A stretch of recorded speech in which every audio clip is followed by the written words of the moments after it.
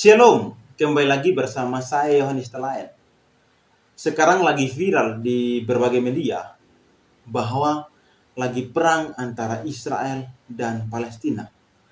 Tetapi sebenarnya yang terjadi di sana adalah perang antara Israel melawan Hamas. Sekali lagi, sebenarnya yang terjadi adalah bukan Israel perang melawan Palestina, tetapi Israel lagi perang melawan Hamas.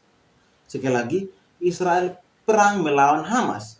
Yang kedua, ini bukan perang antara agama,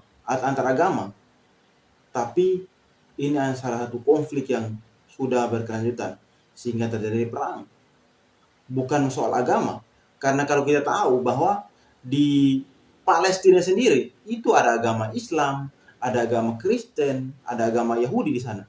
Begitupun di Israel, di sana ada agama Kristen, ada agama Yahudi, bahkan di sana pun ada agama Islam.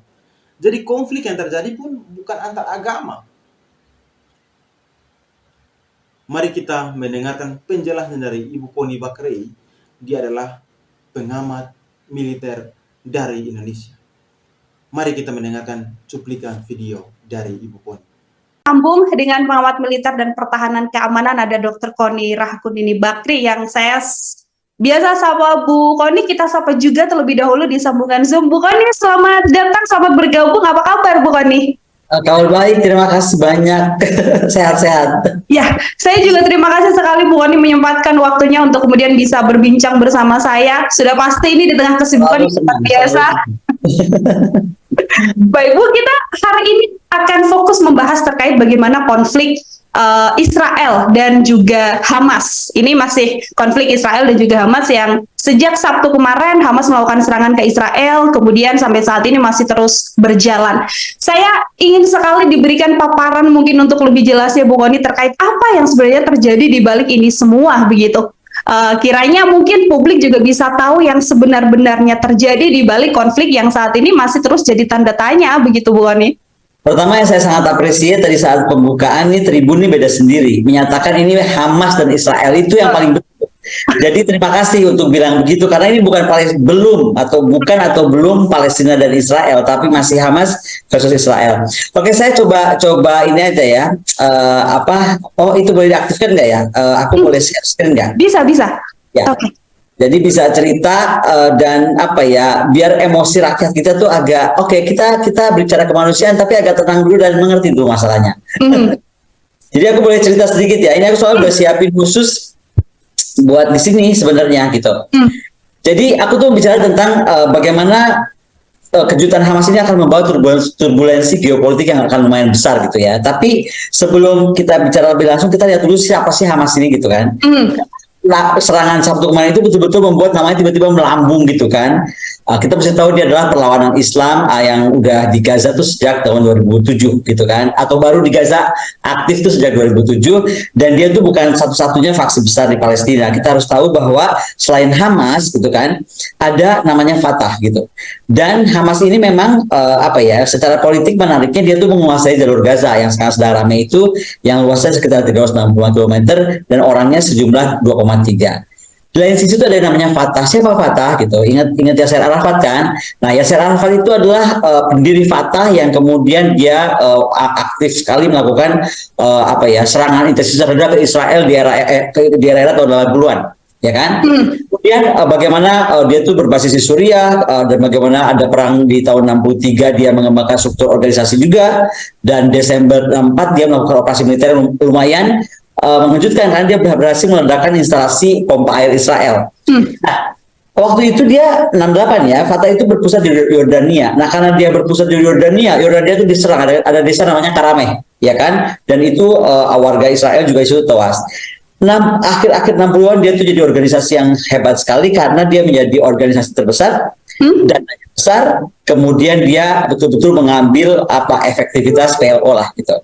Jadi saya benar-benar bilang ya, ini baru bicara tentang Palestina itu ada dua fraksi besar. Walaupun ada fraksi-fraksi lain, ada Jihad Islam, ada lain. Yang paling besarnya ada Fatah, ada Hamas. Nah, Sekarang kita lihat Hamas. Hamas ini siapa sih yang didirikan? Dia itu didirikan oleh Syekh Imam Ahmad Yasin tahun 87. Dan ini adalah cabangnya Ikhwanul Muslimin Mesir yang membentuk sayap militer. Dia tuh punya sayap militer, namanya Brigade Izza al-Din al-Qasayam.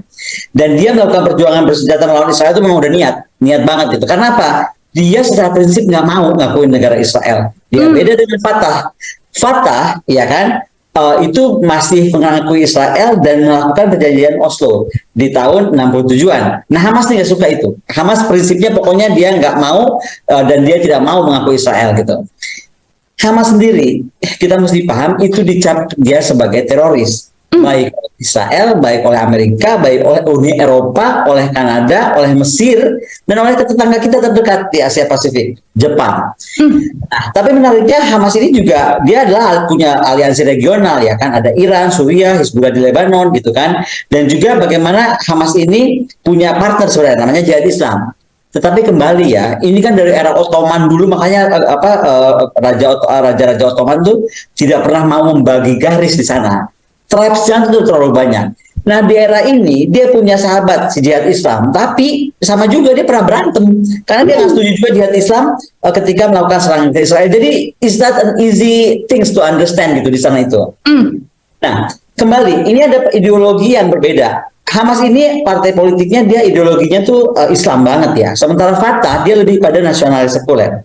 Nah, itu kenapa Fatah ini merupakan faksi yang tadinya mendominasi Palestina, tapi kemudian ketika Yasser Arafat wafat, Arafat yang merupakan tokoh vital dalam gerakan Fatah itu meninggal, otomatis momentumnya itu pindah ke Hamas.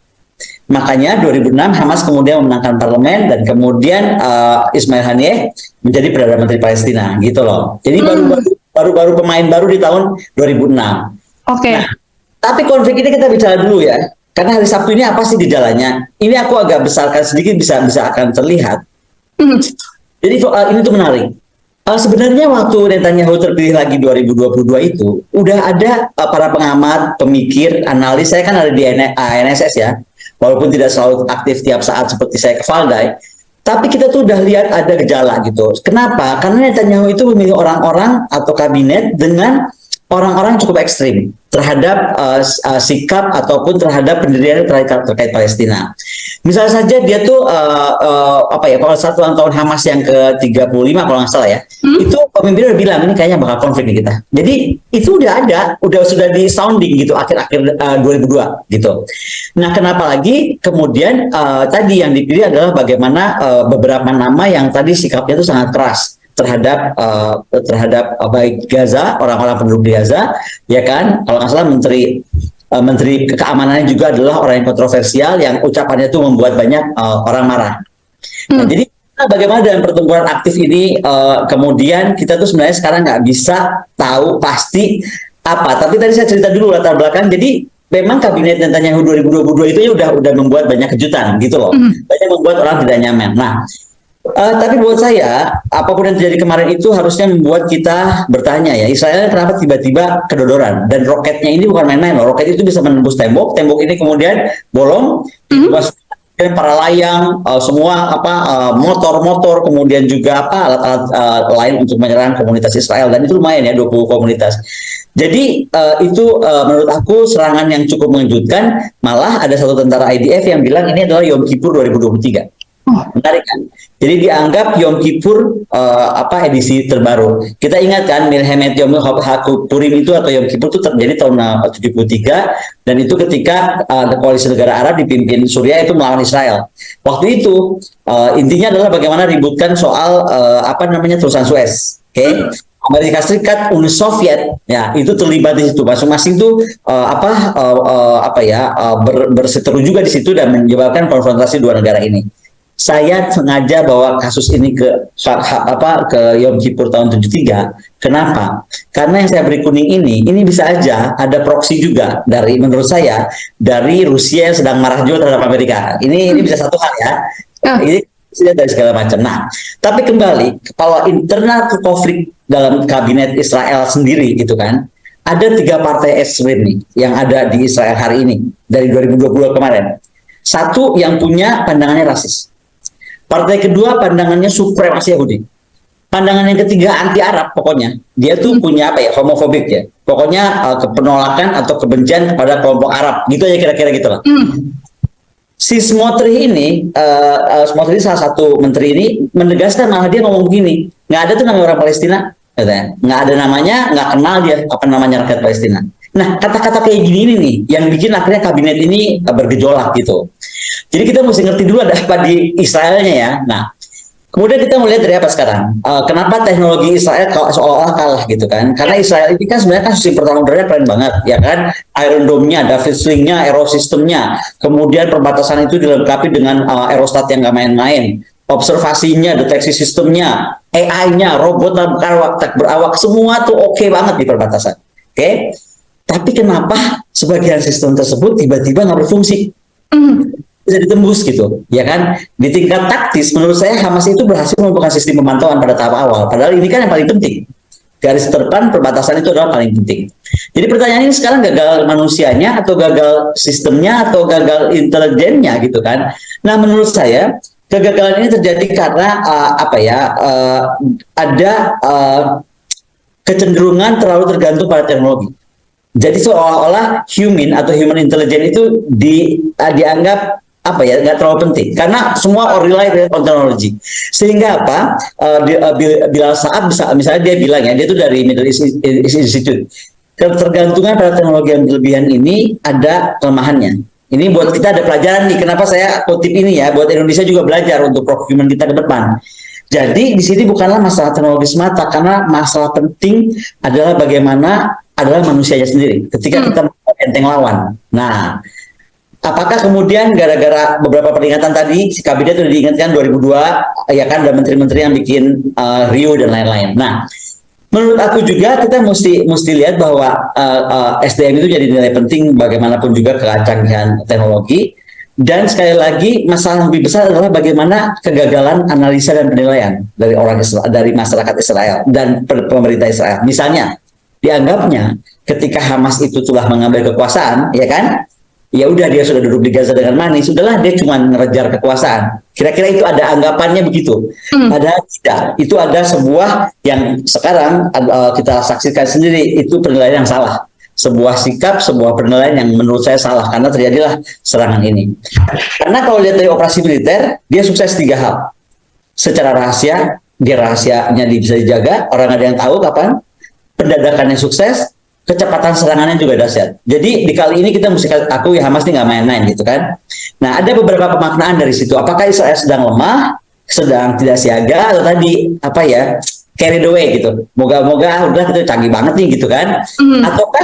Ataukah Hamas punya better intel? Ada support dari OSINT misalnya, Open Source Intelligence, ataukah dia mungkin mempelajari seperti sistem-sistemnya Iron Dome, sistemnya Arrow gitu kan, kemudian dia mencari di mana sih titik melumpuhkannya gitu kan, atau juga mungkin dapat pelatihan, dapat logistik, dapat senjata, dan dapat bantuan intelijen dari negara lain. Itu juga mungkin terjadi sehingga dia mampu melakukan full scale attack yang mengejutkan itu.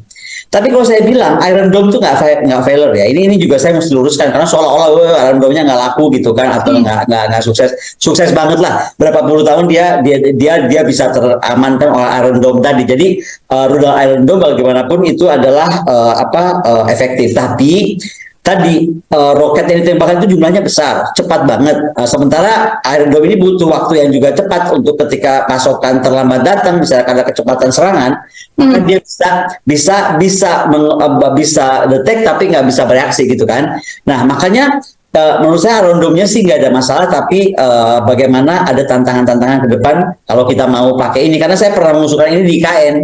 Gitu loh, jadi kita mesti bahas ini, kita kayak. Ya. Tapi sekarang begini, saya mau cerita soal Iran. Di sini tuh ada banyak anggapan ini adalah bentuk proksi yang didukung oleh Amerika Serikat ya.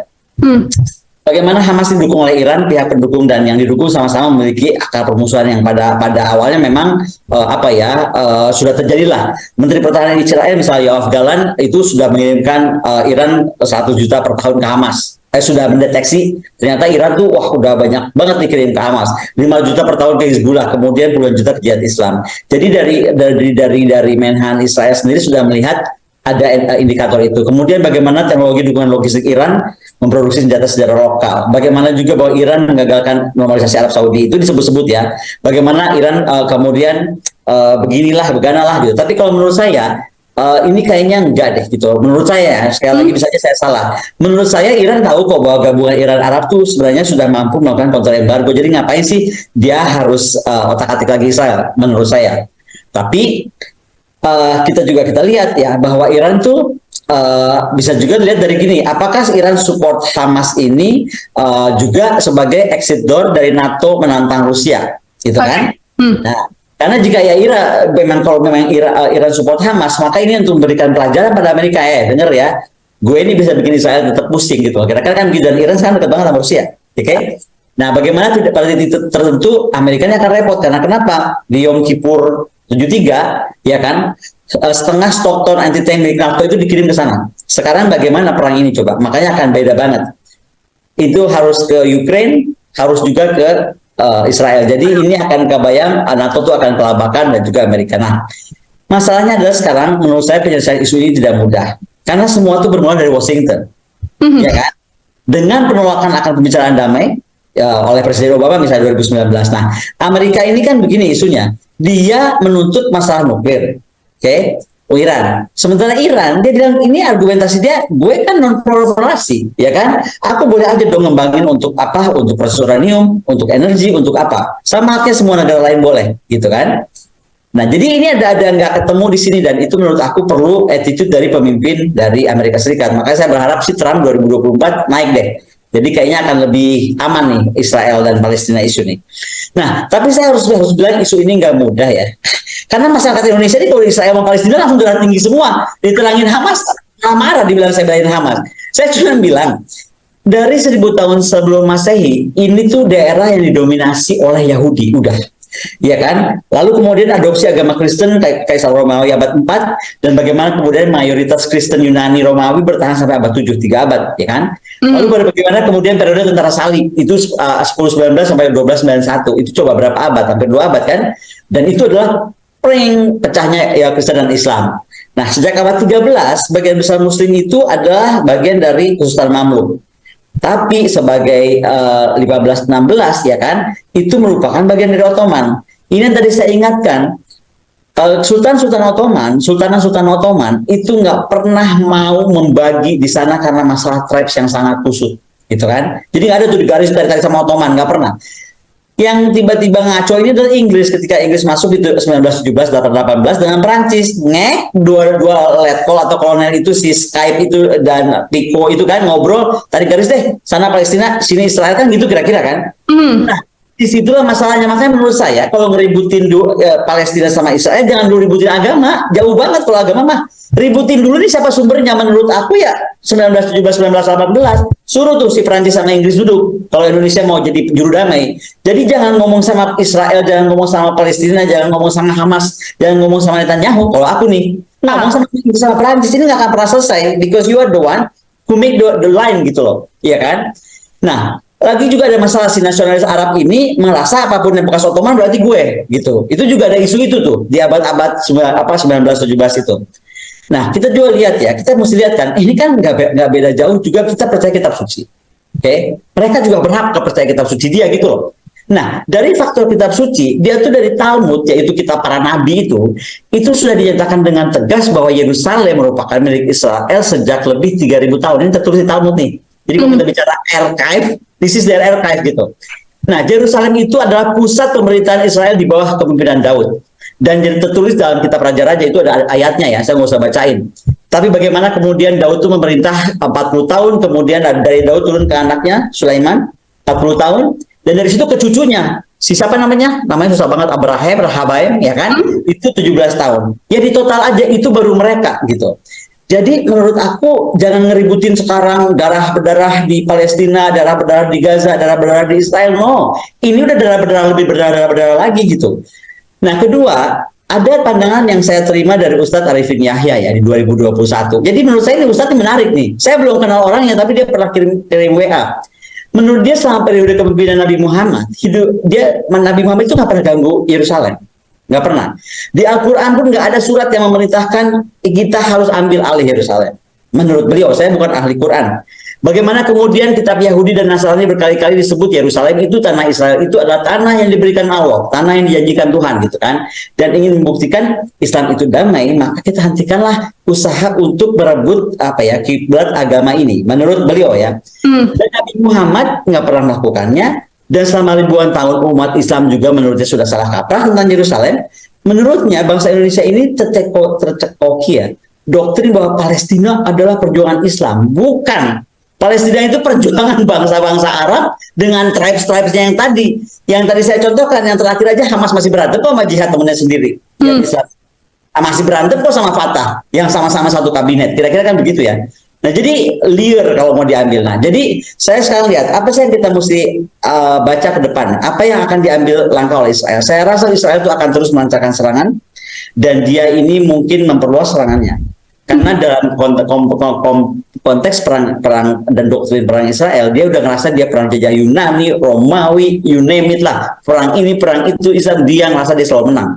Jadi nggak mungkin ini kalah. Jadi Israel itu akan berusaha menyiapkan atau bagaimana menangkap para pemimpin Hamas. Bagaimana juga mungkin mencoba menyelamatkan Sandra, ya kan pasti bersiap juga menghadapi kemungkinan paling meningkat dengan eskalasi Hizbullah misalnya, kemudian Iran, Mesir, Yordania, dia udah pasti udah hitung itu, dan bagaimana mungkin mencari dukungan juga dari militer, khususnya Amerika Serikat, dan Israel mungkin akan membalas langsung terhadap Iran, karena dia kan tadi aku bilang ada anggapan Iran ini terlibat gitu, ya kan? Nah, ini yang saya udah mau selesai. Ini yang kita mesti perhatikan.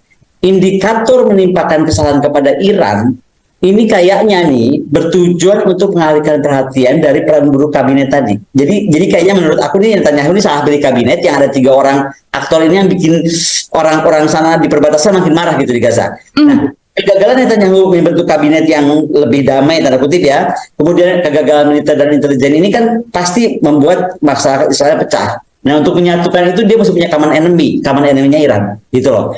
Hal ini juga memberikan keuntungan tambahan pada Hamas, karena mengingatkan para pemimpin Saudi, hati-hati tuh, Iran tuh masih ngancem-ngancem loh, gitu loh, ya kan? Dan mendorong normalisasi. Nah, perang Gaza yang sedang berlangsung saat ini telah menempatkan isu Palestina pada jantung politik Asia Barat. Jadi kita nggak boleh main-main. Besar skala serangan, komitmen Hamas terhadap perlawanan, dukungan terhadap Hamas gitu kan, ini sedang dinikmati dan disinyalir akan memastikan bagaimana sekali lagi normalisasi hubungan dengan Israel. Jadi kalau kita mau ditanya Indonesia mesti ngapain, ya? Menurut saya Indonesia hanya boleh bilang United Nations, kamu jangan duduk manis diam-diam pura-pura nggak ngerti gitu kan? Harus bertindak sekarang bagaimana mengaktifkan rencana perdamaian yang kredibel yang memungkinkan solusi 2 negara itu terwujud. Karena tanpa itu, kembali kita bicara sejarah tadi yang panjang dari 1000 tahun sebelum Masehi, itu nggak beres-beres gitu loh. Jadi nggak usah pakai marah, nggak usah pakai baper. Kalau memang kita mau menyelesaikan, kita tuh udah kedodoran sekali. Menurut saya ya, kalau Indonesia bilang, oh ya, Bung Karno pernah pesan, selama Palestina belum merdeka dan gitu kan, kenapa bukan kita melahirkan Abraham Accord? Itu Abraham Accord itu sebuah step penting loh, ya kan? Nah, kita udah pernah ketinggalan di Abraham Accord. Kalau memang sekarang kita sebagai saudara semuslim, kita ingin berbuat yang baik buat perdamaian dunia, ayo bicaralah ke UN. Tadi UN itu mesti bersikap, kemudian jadikan 2 negara dan dudukan Indonesia suruh panggil duduk di Inggris, duduk di sini Inggris, duduk di sini Prancis. Gimana sih lu beresin ini gara-garanya lu? Karena sebelum 1718 itu aman aja. Beberapa Ottoman Empire mundur itu nggak pernah begini. Saya kira itu aja. Jika video ini bermanfaat, tolong bagikan, share sebanyak-banyak mungkin ke teman, keluarga, sahabat, sehingga mereka bantu subscribe, like, dan komen, sehingga channel ini berkembang lagi. Tuhan Yesus memberkati. Salam waras. Thank you for the happy